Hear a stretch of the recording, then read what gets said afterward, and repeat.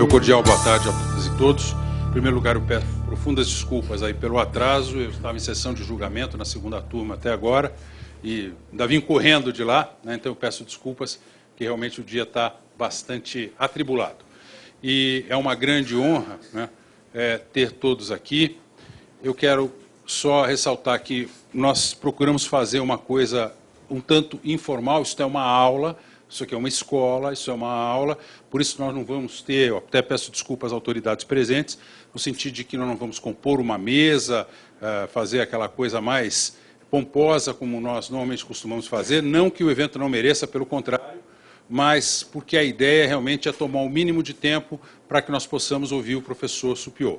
Eu quero realmente me congratular, agradecer a presença da presidente do tribunal, dizer que é uma grande honra, né, para o Tribunal do Paraná, nessa gestão, inclusive, ter a visita aqui do professor Supiô.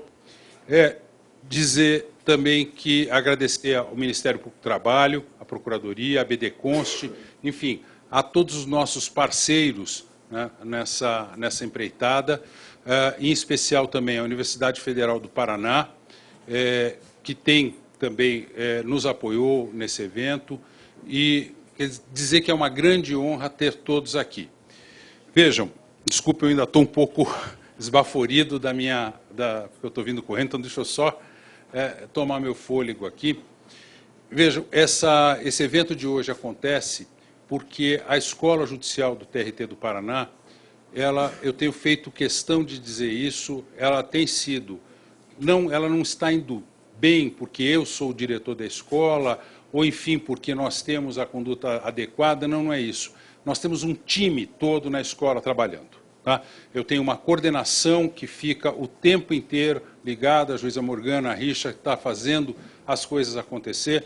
Nós temos um time de juízes colaboradores, e isso só está acontecendo aqui hoje com o professor Supiô, exatamente porque o juiz Leonardo Vandelli, né, a quem eu atribuo todos os créditos disso, percebeu, teve um insight dessa vinda do professor Supiô. Na verdade, nós estamos pegando uma carona, ele está vindo a convite do Tribunal Superior do Trabalho, então a maioria da viagem dele é bancada pelo TST, eu simplesmente estou pagando a perna, nós estamos pegando a perna dele aqui no Brasil já. Então isso facilitou muito, e por isso também eu peço desculpas por ser uma terça-feira, um dia tão difícil para todo mundo, né? Como eu disse, vejam, eu mesmo saí de sessão correndo, mas foi realmente o que nós conseguimos fazer. E eu quero ressaltar que a Escola Judicial, sempre que tem sido chamada ou que tem sido exposta, quando o doutor Leonardo chegou e expôs para nós, olha, o professor Supiô vai estar no Brasil, vamos aproveitar, vamos trazê-lo para a Escola Judicial, prontamente, não foi, Leonardo? Prontamente nós acolhemos, demos um jeito de fazer acontecer, e então tudo isso acontece exatamente pelo trabalho em equipe e pelas pessoas que nós temos que estão aí realmente nos assessorando. Então eu quero, mais uma vez, agradecer muito a presença de todos e vou pedir também à presidente do tribunal que brevemente faça uma saudação também ao professor Supiô. Em nome do Tribunal Regional do Trabalho da 9ª Região e na pessoa do desembargador Cássio Colombo Filho, diretor desta Escola Judicial, eu cumprimento a todos os presentes, Procuradoria Regional do Trabalho aqui representada, professores, doutores mencionados, representantes da Universidade Federal do Paraná, da Universidade Federal do Rio de Janeiro, da ABD Const, demais representantes de entidades aqui presentes, professores, doutores, senhores advogados, magistrados, servidores, muito obrigada por sua presença, sejam todos muito bem-vindos. De forma muito especial, saúdo o nosso convidado, professor doutor Alain Supiô, que abriu espaço em sua concorrida agenda para estar aqui nesta tarde e nos brindar com as suas reflexões e com as suas impressões sobre o futuro do trabalho e da democracia. Professor Alain Supiô, sua presença neste tribunal muito nos honra e muito nos distingue. Aceite as nossas boas-vindas, sinta-se acolhido neste ambiente, que é muito mais do que um ambiente acadêmico. É também um ambiente fraterno e que pretende que lhe pareça um autêntico ambiente familiar. Seu extenso e sólido currículo legitimam o nosso interesse em ouvi-lo. Mas, muito mais do que o seu extenso e sólido currículo, é a sua postura acadêmica, é a sua linha de pensamento que nos estimulam a alimentar a confiança de que nem tudo se aproxima do caos, nestes tempos de frágil democracia e de tantas ameaças ao mundo do trabalho. Essa confiança que temos decorre não apenas dos seus escritos, das suas falas, mas especialmente de sua participação como membro da Comissão Mundial instituída no âmbito da Organização Internacional do Trabalho, em 2017, que fez parte de um projeto mais amplo dessa organização, e comissão criada para realizar um profundo exame sobre o futuro do trabalho e para apresentar sugestões que possam servir como base analítica para cumprir com os objetivos relacionados com a justiça social no século XXI. Essa comissão, como todos sabemos, elaborou um relatório sobre o futuro do trabalho, o chamado relatório Trabalhar para um Futuro Melhor, centrado nas transformações do trabalho, do mundo do trabalho, especialmente transformações tecnológicas, e propôs construir um futuro que funcione, que sirva para todos. Os eixos de análise adotados nesse relatório dão a exata dimensão das preocupações da OIT e dos membros que formaram essa comissão. Trabalho e sociedade, trabalho decente para todos, produção, organização do trabalho, governança no trabalho, enfim, foram tópicos analisados e eleitos por essa comissão. Mas o que mais se destaca nesse trabalho foi a proposta de revitalização do clássico contrato social, no que se inserem o pacto social e o necessário diálogo social. E também se destaca o desenvolvimento de um programa centrado nas pessoas, a partir de algumas diretrizes que foram, inclusive, adotadas na Declaração do Centenário da OIT, aprovada recentemente na 108ª Conferência Internacional realizada em Genebra, em junho agora de 2019, e que tomou o futuro do trabalho como seu ponto central a partir dessas diretrizes, muitas delas apresentadas pelo relatório desta comissão. Professor Alain Supiot, professores das universidades, representantes das instituições, advogados, magistrados, convidados, com toda certeza, todos terão um evento enriquecedor e um evento emancipatório. Agradeço a presença de todos em nome do Tribunal Regional do Trabalho e em nome também desta instituição. Reitero que estamos sempre abertos, sempre de portas muito abertas para recepcioná-los para eventos acadêmicos e para eventos não acadêmicos. Muito obrigada pela presença de todos.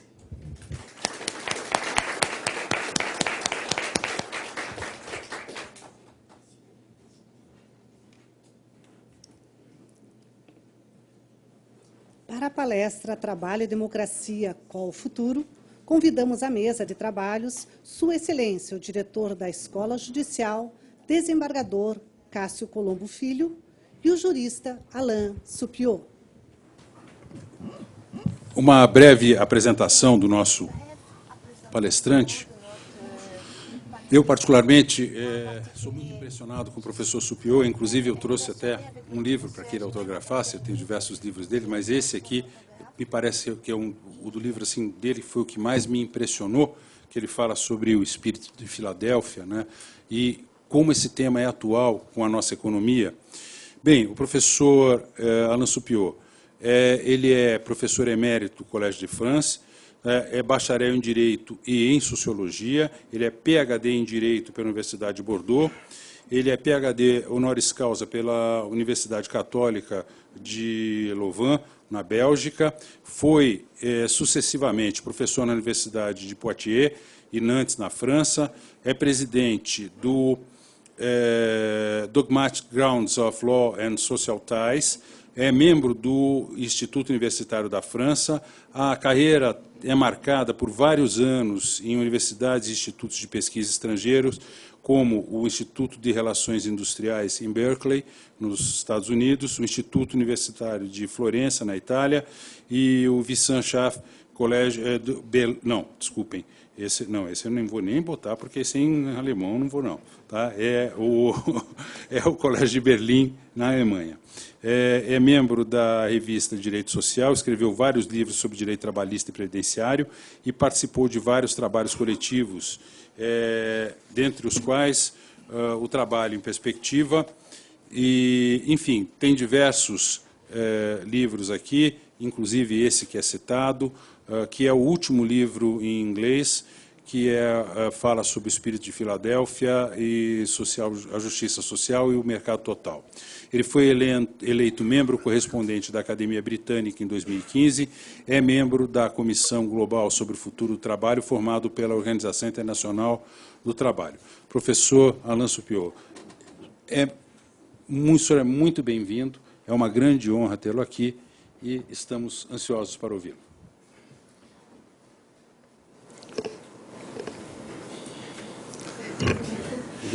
Merci beaucoup, Monsieur le Directeur, Monsieur le Président, Madame la Présidente, chers collègues.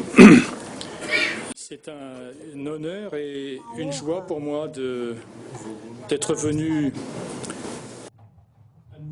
de novo no Brasil, e realmente é um país avec lequel je me sens des liens particuliers, realmente muito familiarizado, en tout cas l'histoire constitutionnelle. E notadamente com relação à parte constitucional, nós temos uma relação com a França e inclusive com alguns intelectuais franceses.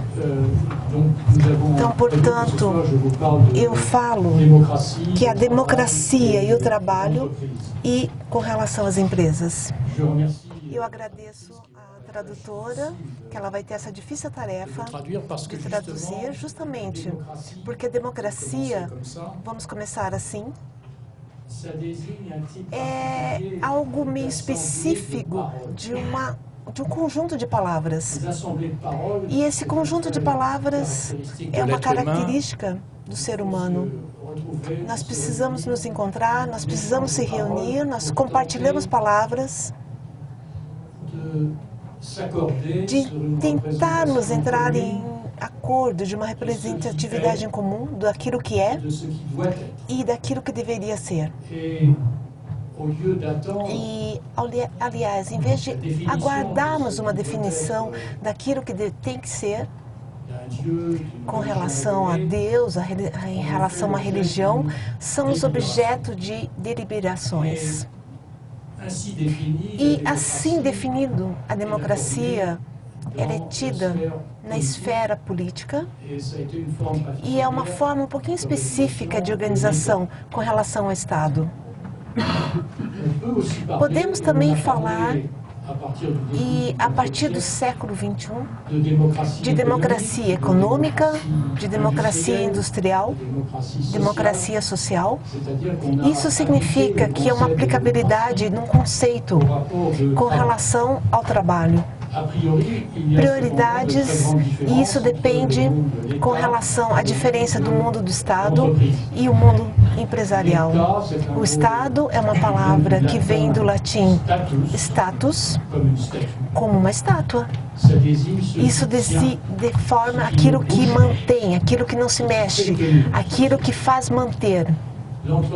A empresa, ao contrário, é a o termo da sustentabilidade, do verbo entrepreneur, aquilo que determina uma ação. E, de uma maneira, a primeira, principalmente na língua francesa, era a parte amorosa ou guerreira. Então, a estabilidade de um lado e a ação do outro. Isso, o mundo do Estado e o mundo empresarial são mundos distintos. São de fato, mas pertencem, compartilham uma característica muito comum de poder ter a consideração como pessoas jurídicas, como pessoas morais jurídicas. Essa noção de pessoas morais, jurídicas, com certeza para vocês são termos familiares, e tem uma origem teológica. Ela foi inventada pelos juristas medievais.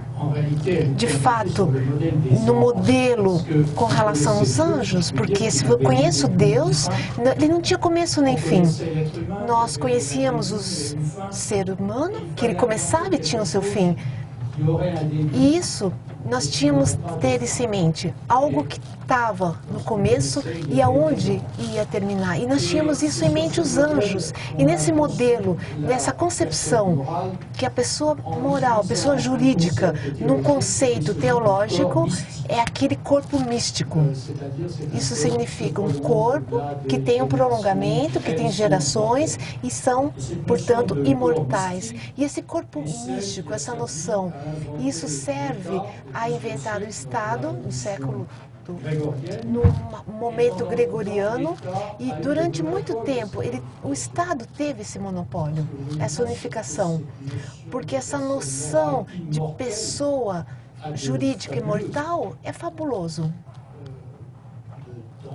é perigoso. Então a gente não reconhece a todos.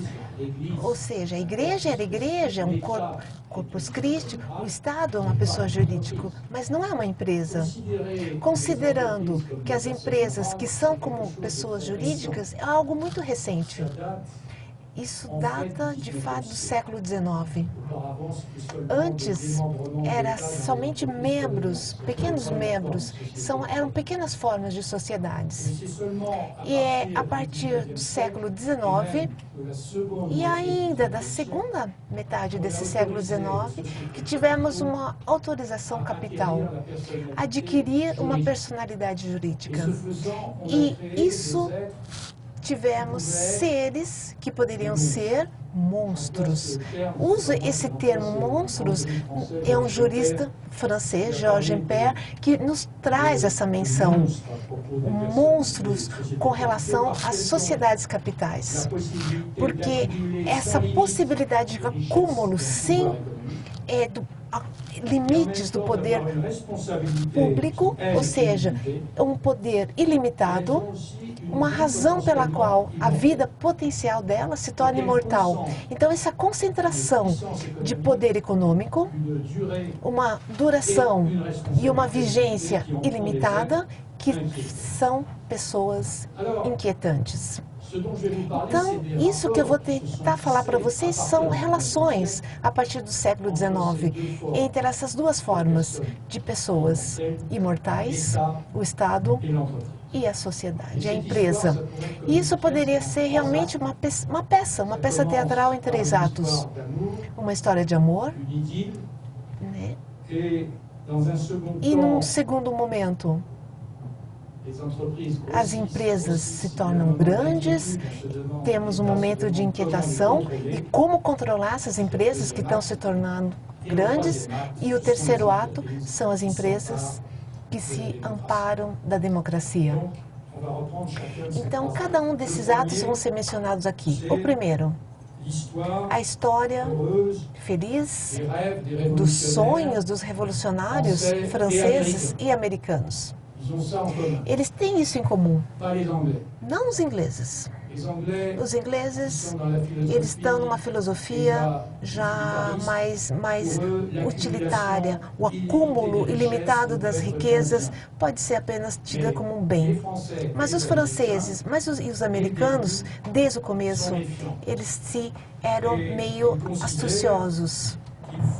Eles tinham consideração que tínhamos que limitar o acúmulo dessas riquezas. Eles consideravam que a democracia supõe cidadãos que tinham essa experiência do seu trabalho a partir de uma independência econômica e da capacidade de se administrar, se governar a si próprios. Então, para eles, essa revolução era um meio de criar um povo de pequenos empresários, independentes, um povo de pequenos trabalhadores independentes. Isso era uma visão que nós encontramos tanto como Rousseau, como Jefferson nos Estados Unidos. E essa visão do trabalho independente como condição da democracia tinha de fato uma longa história, mas eu não tenho tempo aqui de mencionar. Desde Solon, na época grega, os aspectos da reforma de Solon justamente é lhe dar aos cidadãos pobres um trabalho independente. Todos deveriam trabalhar assim, mas essa necessidade ainda na filosofia política americana e francesa de não deixarmos estabelecer amplas diferenças de riquezas. Ver um período com relação à democracia, isso é algo que você encontra Montesquieu, em particular. Montesquieu escreve. Ele era justamente conhecido pela sua defesa do comércio entre as nações. Ele nos dizia que esse comércio era uma maneira de evitarmos a guerra. Mas se esse comércio é útil entre as nações, se esse espírito de comércio que reina numa ação, nesse momento, e eu leio, se esse espírito de livre comércio não é da mesma forma particular. Nós vemos nos países onde somos afetados pelo comércio, esse tráfico de todas as ações humanas e virtudes morais, desde as pequenas coisas, onde a humanidade nos pede, se fazem e se dão através de dinheiro. E eles escreviam bem. Então, vejam só, o que fazer para evitarmos isso? Para manter o espírito, esse espírito de empresário independente necessário, termos leis que dividam as fortunas à medida que os comércios as tornem grandes, mas que cada cidadão pobre, numa grande essência, possa trabalhar como todos os demais, e que cada cidadão rico, em qual medíocre tem essa necessidade de seu trabalho para mantê-lo ou adquirir. Todos têm que trabalhar, nenhum deve ser na miséria, nenhum deve se encontrar numa ampla riqueza. Ou seja, a essência do trabalho permitida a todos. E essa maneira de vermos, essa visão, essa forma era compartilhada tanto nos Estados Unidos como na França, e desde o começo, esse estilo americano, eles não queriam indústria. Eles diziam, se admitirmos um desenvolvimento industrial nos Estados Unidos, os trabalhadores vão se tornar subordinados, e trabalhadores subordinados não são bons cidadãos. Jefferson, deixamos as indústrias inglesas, vamos comprar-lhes os produtos, mas nada de indústrias nos Estados Unidos. Então, vocês notam que essa linha não foi mantida, ela não foi, digamos assim, no caso francês, no Montesquieu, que determinava uma lei onde obrigava a divisão em partes igualitárias, numa aplicabilidade de uma ideia onde as fortunas deveriam ser divididas através de gerações, estabelecendo uma igualdade. Mas no século XIX, nós precisamos ter uma resignação de uma evidência, onde um caráter se estabelecia de um evento de grandes empresas, e nesse momento a questão que se era colocada com relação ao Estado democrático e a grande empresa.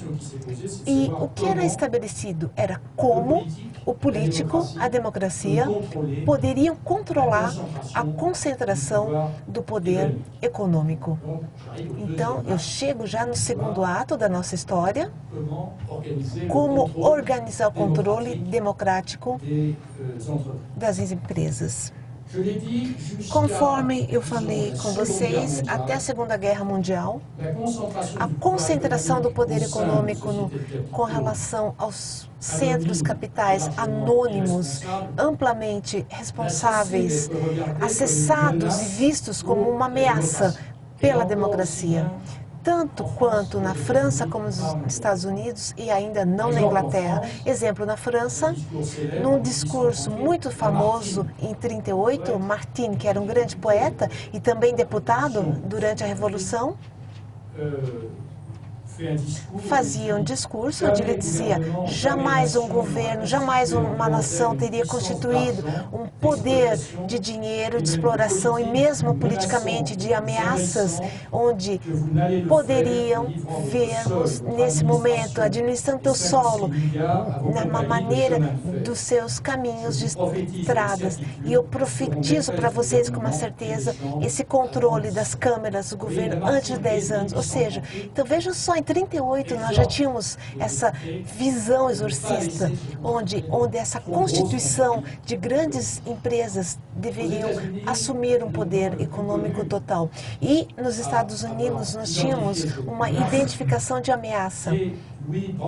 Louis Brandeis, talvez alguns conheçam, William Brandeis, que era um advogado dos pobres, como ele era conhecido no início de sua carreira, e era o primeiro judeu que entrava na Corte Suprema. E a sua obsessão era para lutar contra a concentração do poder econômico, em particular a concentração do poder financeiro. E isso que ele nos trazia. A principal objeção que eu vejo nas grandes empresas é que ela torne possível, e num número de casos inevitáveis, o exercício de um absolutismo industrial. Absolutismo industrial que tinha por natureza uma grande empresa, não é uma sociedade democrática, pelo contrário, é um absolutismo.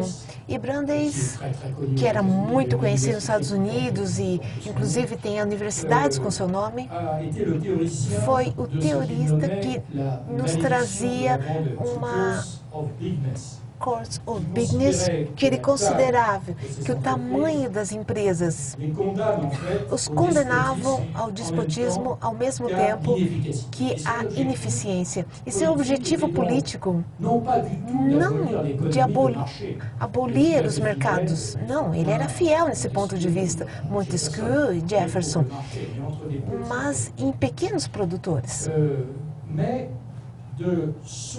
Mas de salvar os mercados, a economia, de uma maneira relativa e econômica de todos os trabalhadores assalariados e independentes. E nessa base que foram adotados grandes obras nos Estados Unidos e as grandes leis de luta, as reformas que visavam lutar contra os monopólios. A luta contra esses monopólios não eram ligados a uma ideologia econômica, visando o que os monopólios eram considerados por medo pela concorrência. Não, era uma situação política. Era visto como uma ameaça política, onde alguém poderia colocar sua mão sobre o Senado, onde ele ditasse a sua vontade ao governo americano. Então, essa linha defendida por Brandeis teve um destino político particularmente brilhante, pois Brandeis é uma pessoa que inspirou Roosevelt e New Deal. E essa época era também onde era aplicado essa exigência de controle democrático do poder econômico. E, de fato, distinguimos três grandes medidas nas quais os Estados democráticos buscavam evitar risco de despotismo industrial e domesticar esse poder político das grandes empresas. Três. E eu vou tentar examinar com vocês. O primeiro, de fragmentar o poder econômico. O segundo, de aumentar o poder do Estado. E a terceira solução, democratizar a empresa. Ou seja, vamos retomar esses três elementos, formas de controles democráticos que mencionamos. A primeira, a fragmentação do poder econômico. Vocês viram? Já era a ideia de Montesquieu. Era necessário dividir as fortunas à medida que essas empresas crescem. Citei as leis que, como Clayton Act de 1910, onde eles mencionavam leis de concorrência. E mais uma vez, German, com certeza, eu acho que esse nome para vocês, German Act, é muito conhecido. E o que eles nos diziam? Para justificar sua lei. Conforme ele, a concentração do poder econômico, conforme era uma prerrogativa real, incompatível com uma reforma de governo, na qual o Estado e suas autoridades deveriam se posicionar de uma maneira fervorosa. Se recusarmos um rei ao governar o nosso país, não podemos aceitar que esse rei também governa nossas produções, nossos transportes ou até mesmo a venda dos nossos produtos. Então você veja a citação do que eles nos trazem para justamente justificar a sua lei, justificar o seu ato sobre a primeira lei antitrust. Então, essa política de fragmentação com relação à lei econômica é uma nova jurisdição que nos traz com um embasamento numa estrutura fiscal muito imposta sobre as fortunas e renda, um pé social com a criação da segurança social, que é um termo do direito do trabalho, que é muito utilizado em sua aplicabilidade hoje, um pé nas finanças, com um reforço da legislação antitrust e, principalmente, com o Stigl Act de 1933, que impõe a separação dos bancos de investimento e dos bancos de depósito. Isso tudo com um projeto político protegido pela democracia contra um poder financeiro ou econômico excessivo. E essas medidas, poderíamos encontrar essa comparação na França, de Gaulle, que em 1945 organizou também essa separação através dos bancos de investimento e bancos de depósito. Esse movimento, ele parou e, inclusive, retroagiu através do movimento neoliberal que iniciou, e vocês sabem, na ocasião, Reagan, Thatcher, e voltamos, digamos assim, sobre reformas. Eu não posso me prolongar aqui, mas sobre uma separação dos bancos de investimento, bancos financeiros, e esse momento foi abolido mediante a aprovação do presidente Clinton com relação a Robert Truman e Summers, que era, na ocasião, chefe econômico do Banco Mundial e conselheiro, inclusive, do presidente Obama. Então, veja só, é um retorno completo daquilo que tínhamos como inspiração com relação a um estabelecimento político da democracia e a nossa economia. Então, realmente, era algo que crescia com relação aos bancos, e depois eu retomo esse assunto com a criação naquilo que a gente tínhamos realmente um controle, não é mesmo controlado por si próprio, mas sim por pessoas. Então, esse primeiro meio dessa fragmentação do poder econômico, notem que é uma questão com relação em pauta, e hoje nós temos realmente, nós vemos essa questão ressurgir, nós vemos um perigo com relação à democracia, que talvez era necessário fragmentar, mas que até o momento o governo americano atual, ao contrário, ele tenta fazer uma simbiose. Mas veja a parte técnica, que é uma parte de proteção. Deuxième moyen, o segundo c'est meio, l'augmentation des o pouvoirs de aumento do l'État. poder do Estado.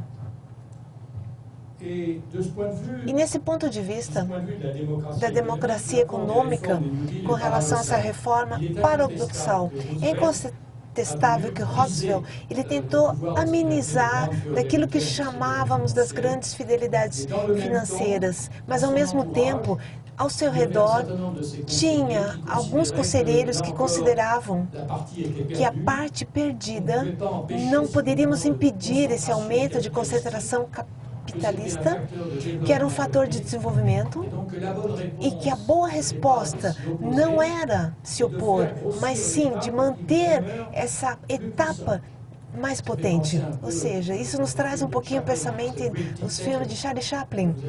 Quando você tem essa cena de Mussolini e Hitler, que eles estão em cima de algumas, né? Quem era mais forte? Então, realmente, quem dominaria quem? E essa via, e digamos a mais utilizada, com o desenvolvimento de poder dos estados no âmbito econômico, que progressivamente faria desaparecer o horizonte político, a preocupação da cidadania econômica, que era aquele dos pais fundadores da Revolução. No fundo, Martingale, se eu posso dizer assim, imaginem pelo Estado social, no qual devemos muito, inclusive, era dizer que o problema, hoje, Roosevelt denominava que era garantir um progresso regular da condição econômica dos trabalhadores, que no mesmo tempo ele consegue ter um domínio no mercado, e dessa forma que vamos manter e evitar que um esmagamento aos fracos do Estado possa avançar, proteger os mais fracos, e essa riqueza que tem esse âmbito de crescer seja distribuída. E a liberdade econômica assim defendida, de fato, é a liberdade do consumidor. Ela é mais econômica que jurídica. Seu progresso se mede não pelo estatuto jurídico do trabalho, pelo crescimento dos seus produtos e a distribuição das suas rendas. De fato, essa evolução, ela já foi gerada na vocação por Roosevelt em 1934. Desculpe, é um detalhe que eu sempre me autorizo, porque eu estou aqui com sabedores juristas, então é Roosevelt que já conhecia a história e que tinha essa cultura jurídica histórica. Então, retomo sempre o seu discurso de 34 e no seu último discurso,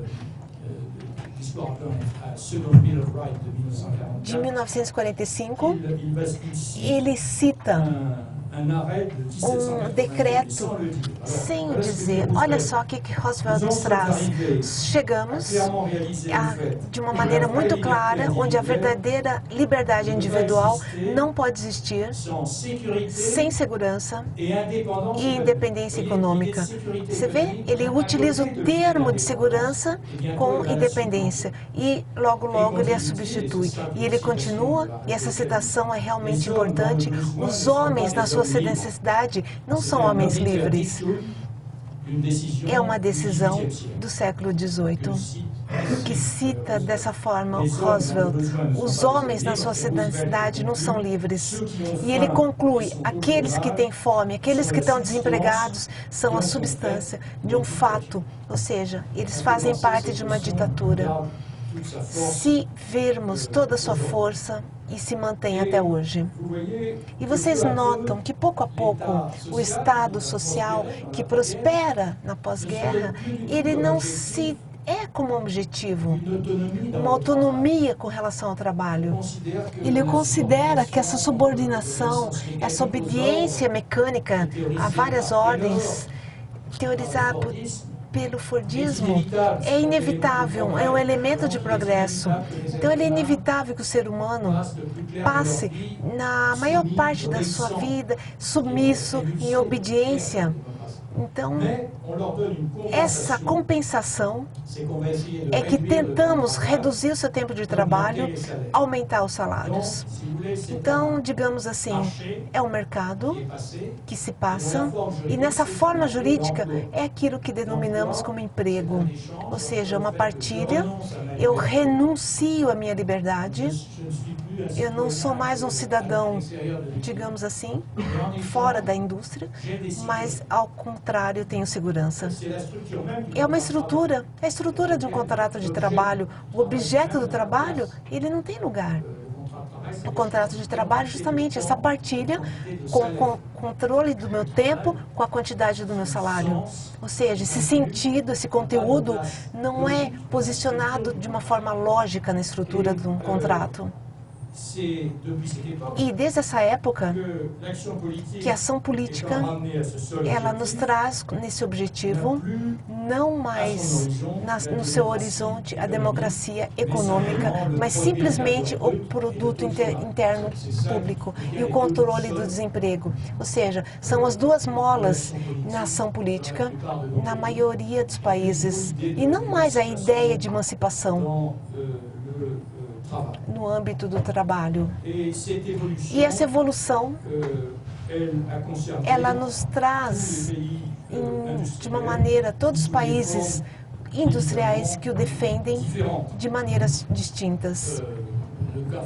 Por exemplo, a visão francesa é onde nós nacionalizamos empresas, fazemos de uma certa forma, o Estado se torna grande, ou seja, ele traz potências econômicas, e quando se torna muito grande, nós, e o de Gaulle que fez isso. Ou seja, no final da liberação, a gente tenta fazemos que a energia tenha esse exemplo. E essa, digamos assim, essa compra dessas grandes empresas pelo Estado é tida como campeões industriais da França. Ou seja, então, os grandes campeões industriais da aviação, como a Airbus, da energia, como a energia da França, Renault, Nissan, são produtos, são exemplos dessa política industrial, digamos assim, que foi imposta pelos franceses, onde não deixamos que o poder econômico muito amplo. Então, de Gaulle tinha digamos assim, um problema muito particular com isso. Então, ele acusava com os chefes, quando ele foi acolhido: senhor, eu não vi vocês em Londres. Então, ele tinha essa particularidade, digamos, uma política. Eu não posso entrar muito nesse assunto, mas podemos conversar depois, se vocês quiserem. Então, esse pensamento, essa solução, ou seja, de crescer o Estado, são ideias, digamos assim, eficientes em termos de níveis de vida da população, até um retorno onde vem no século XX, mas essa visão, nós estamos presos, ou seja, na maledicência de Brances. Nós temos um determinado momento onde ele se torna muito grande por si próprio. E, digamos assim, ele se mantém no momento liberal. Ao contrário, a gente começa a privar o Estado de todos os meios de intervenção, principalmente na Europa, pela criação das instituições europeias que privatizam em termos com relação à moeda, as trocas iniciativas internacionais. Então, esse retorno, ele torna uma prática nos finais do século XX. E o terceiro método que podemos utilizar com relação, digamos, de tornar, abrandar, seria a democratização de uma empresa. Não mais fragmentar o poder econômico, não mais termos um poder econômico potente para impor sua vontade, mas sim democratizar a parte interna. É algo que percebemos em todos os países industrializados. Eu posso dizer para vocês, com relação aos regimes de mercado interno, de uma maneira distinta, e eu presumo, claro, vocês conheçam, como jurista, essa diversidade de modelos nacionais de democratizar uma empresa. Digamos, o modelo alemão, destacamos aqui, que foi teorizado de uma maneira muito recente, desde a época de Weimar, inclusive é o jurista Otto Sinsheimer, é ele que escreve a concepção dos direitos econômicos da Constituição de Weimar, com a chegada de nazistas, e ele faleceu escondido numa situação muito miserável. Mas Sinsheimer, realmente, ele tinha essa concepção. É ele que concebeu as determinações, podemos dizer assim, que é um sistema que não foi desenvolvido somente no final da Segunda Guerra, onde os franceses e os ingleses chegaram, essas empresas trabalhar para os nazistas, vamos racionalizá-las. E os alemães, não é nossa cultura, mas vamos retomar as ideias de Weimar. E dessa forma, nós construímos o Código de Determinação. Então, esse modelo mais concluído de democracia econômica, se podemos utilizar aqui esse termo, não posso entrar em detalhes agora, mas a estrutura global mundial de nos dizer que uma esfera de managers, gestores, Vorstand em alemão, que é um diretório, mas com um controle duplo de representantes acionistas e representantes dos trabalhadores. Então, essa ideia de empresas é um assunto econômico que tem que ter uma liberdade de ação, no sentido que eu estava começando a falar com vocês, ou seja, esse poder de ação e essa forma de peritos, de uma estrutura em particular que tem efeito com relação ao capital trabalho. É um modelo alemão. O modelo francês, ele foi diferente, porque os sindicatos franceses, e digamos, influenciado pelo marxismo, eles não traziam essa impressão de participação de gestão de capitalismo. Eles nos traziam um modelo de um comitê de empresa, que ele tinha uma missão de fazer a cogestão, ou seja, fazer uma maneira de controlar poderes de informação e controles de uma gestão. Então, esse modelo americano é diferente também.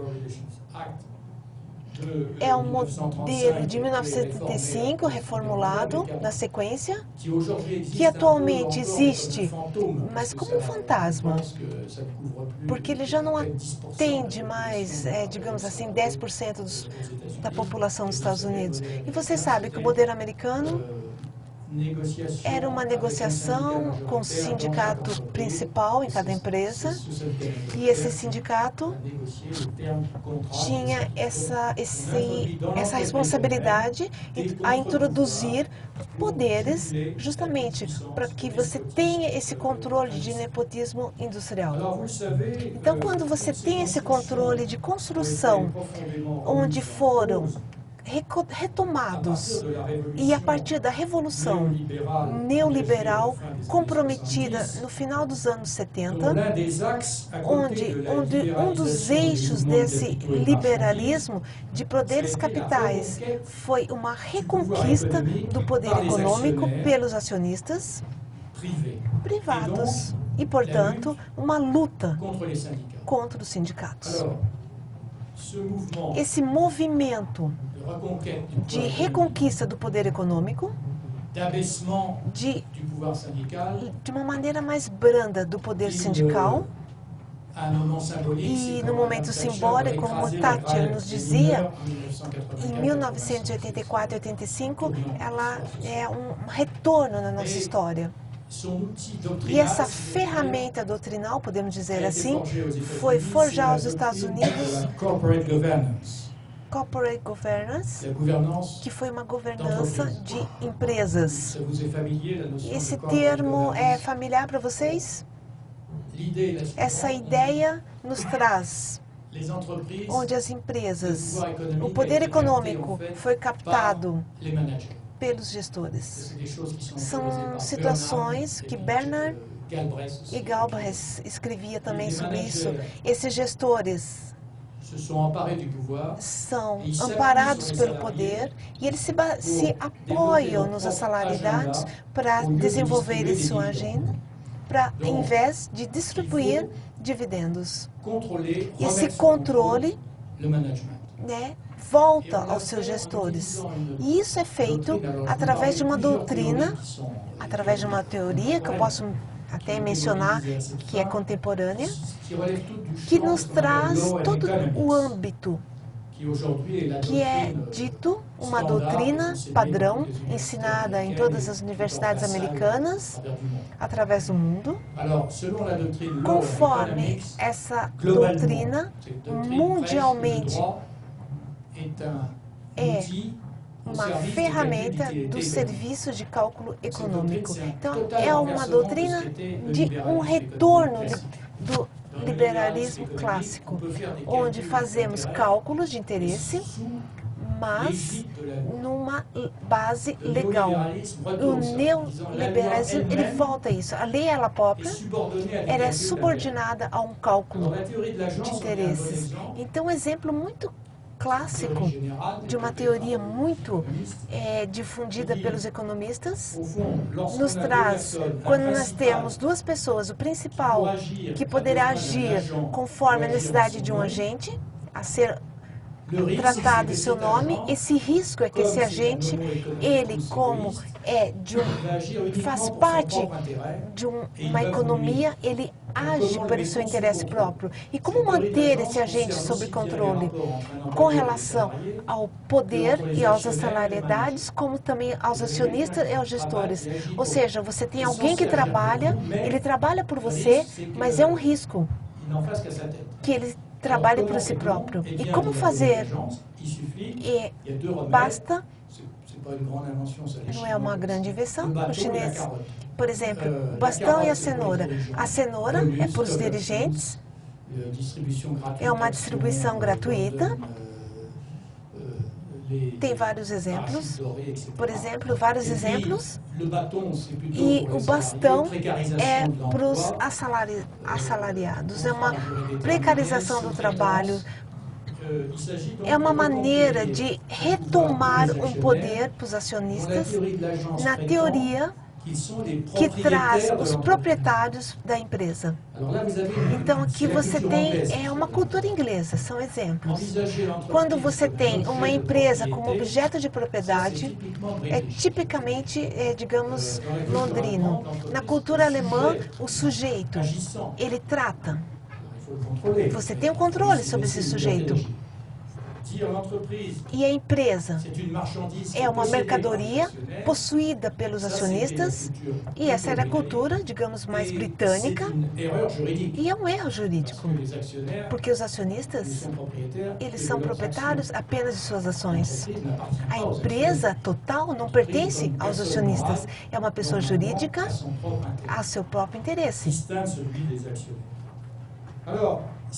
Essa teoria da governança, ela foi aplicada em todos os lugares, em todos os países industriais, com consequências extremamente importantes, inclusive importantes. E um exemplo técnico. Historicamente, em direito comercial, tínhamos proibido que uma empresa pudesse comprar suas próprias ações, uma sociedade de capital. Nós tínhamos, o acionista trouxe dinheiro, ele é remunerado pelos seus inteiros, ou seja, ele economizou, teve juros e, em contrapartida, ele tem os seus dividendos. Se autorizamos essa compra das suas próprias ações, ele vai ter um enriquecimento para os acionistas que não está em causa jurídica válida. Por exemplo, se você tem 1.000 ações e você compra 500, o valor das ações que vai ficar vai dobrar sem que o acionista tenha colocado $1 a mais. Isso, realmente, num primeiro momento, poderia trazer vontades.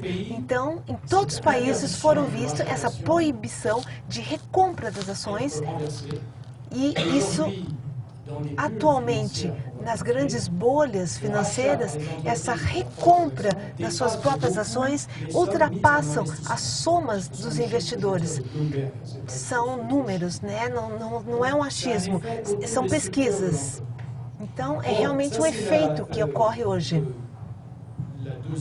A segunda étape que j'ai évoquée ici, et j'en viens à la troisième et dernière, c'est la capture c'est le dernier acte, la capture de la démocratie par les grandes entreprises. Pelas grandes empresas. O segundo ato conclui por uma vitória e inclusive um caos, ou seja, o Estado tenta retomar esse controle, mas ele está perdendo. E esse terceiro tempo, a captura da democracia pelas grandes empresas, essa noção de captura da regulação, ela é devida aos economistas, principalmente Hall-Stigler. Ela determina o fato que uma agência de regulação pode ser um parlamento, pode ser uma agência específica, um setor econômico que é encarregado de prevalecer o poder econômico ao funcionamento de alguma atividade no qual a sua dependência de grupo de interesse domine um determinado setor. Isso que denominamos de captura de interesses. Se você tem alguma agência que, por exemplo, regulamenta a comunicação, ou seja, ela regula o controle dessas agências de comunicação. Por exemplo, a Uber assumiu um controle. E realmente, hoje a Uber, ela domina, ela é responsável, né, pela a indústria de transporte. Então, é um fenômeno que ocorre hoje. Essa noção deve ser vista de um ponto de vista muito mais amplo, que é a regulamentação desse setor de atividades. Essa captura atualmente da democracia pelo poder é devido e ela foi facilitada pelas fronteiras do comércio e pela livre circulação de mercadorias, que liberaram as grandes empresas da tutela dos Estados et qui leur ont permis d'y imposer leur point de vue. permitiram a imposição do seu ponto de vista. E esse surgimento da democração do poder econômico das grandes empresas, que é vista de 3 formas, e é assim que eu concluo esse modo de captura, primeiramente pela assimilação da democracia no mercado de ideias, segundo, pela extensão dos estados, das regras das empresas, e o terceiro e por último, pela extensão inversa de certas empresas da intangibilidade reservada aos estados. Então, esses 3 pontos, de uma maneira bem breve, e eu não quero ultrapassar meu tempo. Meu primeiro ponto é o ponto de vista teorístico, digamos assim, é um ponto central, é essa assimilação da democracia ao mercado das ideias. Pode ser até uma ideia meio barroca. Justin Hurt, num decreto de 1920, ele fazia de uma maneira meio metafórica. E ele, Ronald Coase, era um dos economistas, e um grande economista, por sinal, notável, inteligente, do neoliberalismo. E Coase escrevia um artigo que se chamava Economia do Primeiro Momento. Foi publicado em 1914. digamos assim, o primeiro momento da Constituição americana.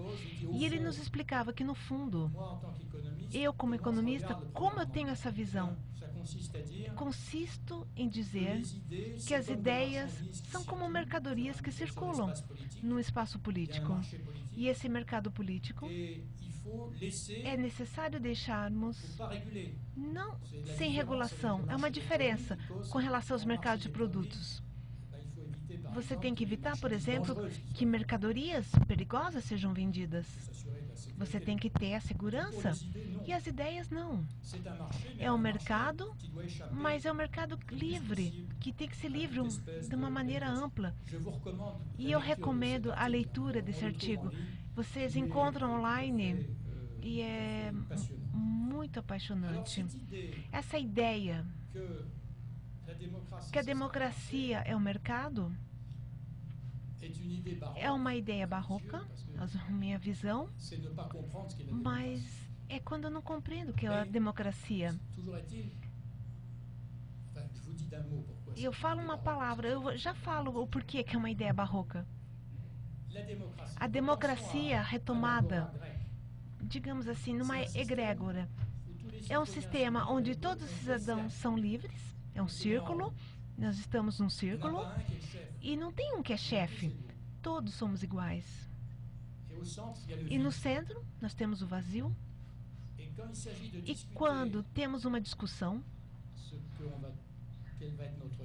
qual seria a nossa lei, cada um pode adiantar-se no interior do círculo, né, pegar, digamos, e o cetro, e a sua palavra se torna pública. E a sua palavra animada, não pela busca do seu interesse, mas pela ideia dessa interatividade. Ou seja,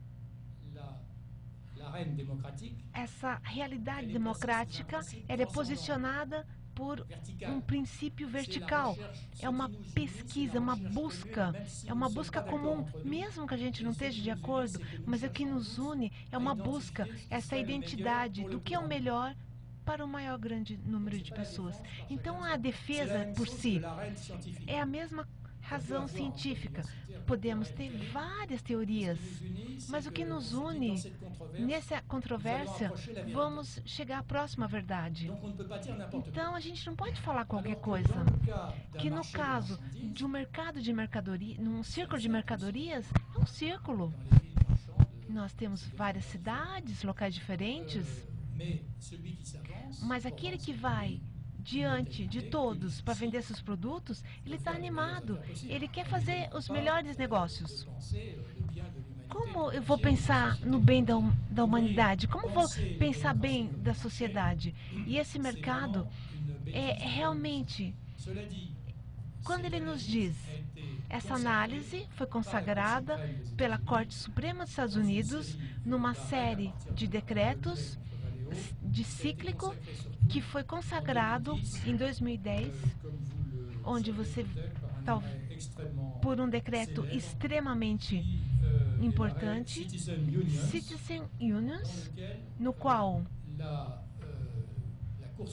a Corte Suprema dos Estados Unidos nos diz $1 vale uma ideia, ou seja, limitar a quantidade de dólar que as empresas podem impor numa campanha eleitoral é limitar a quantidade de ideias. Vocês entendem? É uma igualdade no volume de dinheiro e o volume de ideias. E essa aboliu essas medidas tidas para conter a captura dessas eleições por grandes empresas. Essa noção de mercado de ideias explica que se a democracia é o mercado de ideias, as técnicas nesse mercado é a publicidade. O meio de ganhar parte do mercado é você ter comunicadores e spin doctor, e a chegada na publicidade, ou seja, chegamos post-truth. em politics, ou seja, essa vinculação do mercado das ideias. Você não tem mais o dever de verdades, que antigamente era tido na nossa democracia. As duas últimas manifestações dessa captura de considerar o Estado como uma empresa. Aqui, eu creio que vocês conheçam essa noção New Public Management, que consiste em dizer você tem que gerir o Estado como uma empresa. É estranho, é bizarro, porque se o Estado tem o seu status, é o garantidor de todas as situações, os estatutos das pessoas, a preservação do meio vital. E a empresa, ao contrário, ela está na pesquisa dos proveitos. Como a gente pode chegar nessa igualdade? Não. Hoje é dito que o Estado tem que ser gerido como uma empresa. E essa doutrina nos conduz a uma série de reformas muito significativas e essa aplicabilidade de um certo número de estados e governos. E é ela que inspira o que denominamos o Plano de Regulamentação Estrutural do Fundo Monetário Internacional, que consiste numa colocação sob tutela do governo pela instituição financeira internacional. O exemplo na Europa mais característico é o caso da Grécia. Em 2015, a Grécia ela entrou no euro graças a um tráfico de suas contas que foram facilitados pelo consultor do governo que havia maquiado suas contas. Os responsáveis e a dívida se tornou muito grande e ela começou a ser gerida como uma empresa. E o que faríamos? A gente demite os funcionários. Será que poderíamos demitir os cidadãos? Vamos jogá-lo ao mar? Nós tínhamos dito de vender algumas ilhas. Os alemães tinham interesse nas ilhas gregas. Inclusive, Trump queria comprar algumas ilhas, mas nomeamos uma empresa que estava em falência, e para nós era a Troika, ou seja, estaria assumindo um governo incompatível com a democracia. O povo faliu, vamos deixá-lo de lado, vamos transferir o poder aos técnicos que vão estabelecer as contas. E não era mesmo a captura da democracia, mas era sua negação pura e simples. O terceiro manifesto dessa captura era a empresa intangível, ou seja, ao mesmo tempo que o Estado tem que ser governado pelas empresas, nós dizemos que as empresas devem ser corporate responsibility, ela deve estar preocupadas com o meio ambiente, com a natureza, com o social, ou seja, elas deveriam fazer o que o Estado já não faz mais. Quando eu falo de uma empresa intangível, mas minha visão é outra. Se numa implosão financeira de 2008, vocês lembram da crise de 2008? Essa crise ela foi amplamente imputável com a desregulamentação financeira que eu estava comentando com vocês agora há pouco, principalmente no fato de utilização da concentração do poder bancário e financeiro. E em determinado momento, algum risco é incalculável. Quando temos nessa situação, quem paga a conta é o Estado. Sempre é o Estado que paga a conta. E isso é incalculável. Dizíamos nesse momento que o banco, too big to fail, muito amplo para desaparecer. É uma maneira de dizer, elas são intangíveis. Não podemos mais tocá-las. Então, nesse momento, eles têm atributos que antes eram tidos somente pelos Estados. Eram considerados como imortais mesmo se ele estivesse numa situação horrível, economicamente falando. Então, estamos aqui nesse momento onde a crise de 2008 teria conduzido a uma retomada de receitas de Brandeis, ou seja, fabricamos monstros. Devemos fragmentar esse poder financeiro. E quando falo de monstros, temos números, um total de relatórios de balanço de 28 bancos sistêmicos em 2012 a 50 bilhões de dólares, maior que a dívida pública do globo. E essa imposição dos produtos derivados se eleva à soma imaginável de 720 bilhões de dólares, ou seja, 10 vezes o produto interno bruto mundial. Então, vocês veem,